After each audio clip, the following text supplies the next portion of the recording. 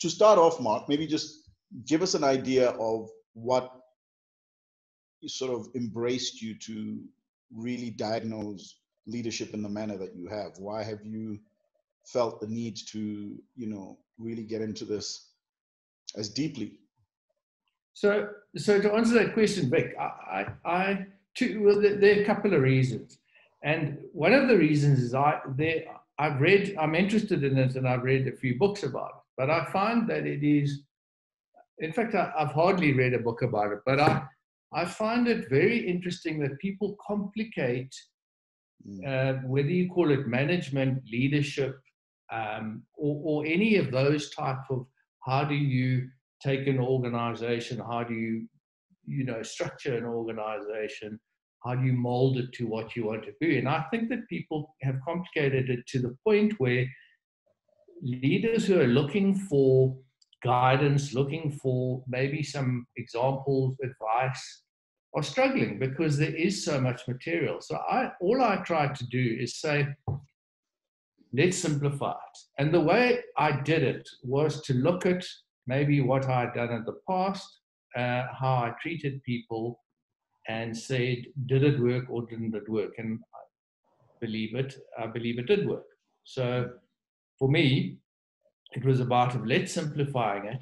Let's make sure that every individual in an organization / team, it doesn't have to be an organization, can be a team, feel absolutely part of the team, and the goals of the team, whether you call it the vision of the team, the goal, the vision of the company, the results that one wants to achieve, is achieved through the input of each and every individual. And those individuals have to think that they made a contribution to enabling the vision to be realized. And I can testify that to Mark, because obviously you were my boss at Motorola when you were managing director. But what I do remember even more than that is I do remember when I joined Motorola, the acquisition of Symbol had just taken place. We were still in separate offices, and you were the managing director at the time of Symbol.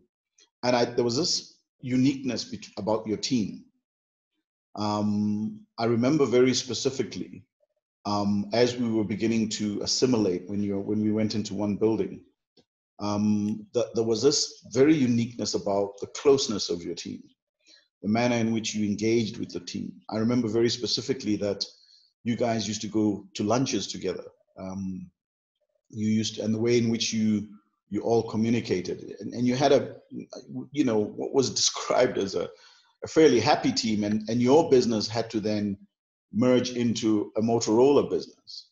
And that was probably two different cultures. But fortunately, you then took over as head of Motorola, as managing director of Motorola, and therefore were able to then start beginning to assimilate the Symbol culture into Motorola. Yes, and it was a difficult transition, but I think it worked. Yeah. And I think people are really important. So the premise for me of leading, let's talk more about a corporate than a team. I think the issue with corporates are many leaders, and I don't want to say all leaders, but many leaders feel that they are the beginning and the end of a corporate.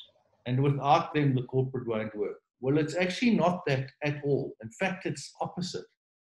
If the leader, and we'll get on to titles just now, let's say if the CEO leaves the corporate still runs. However, if all the staff leave, the corporate doesn't run anymore.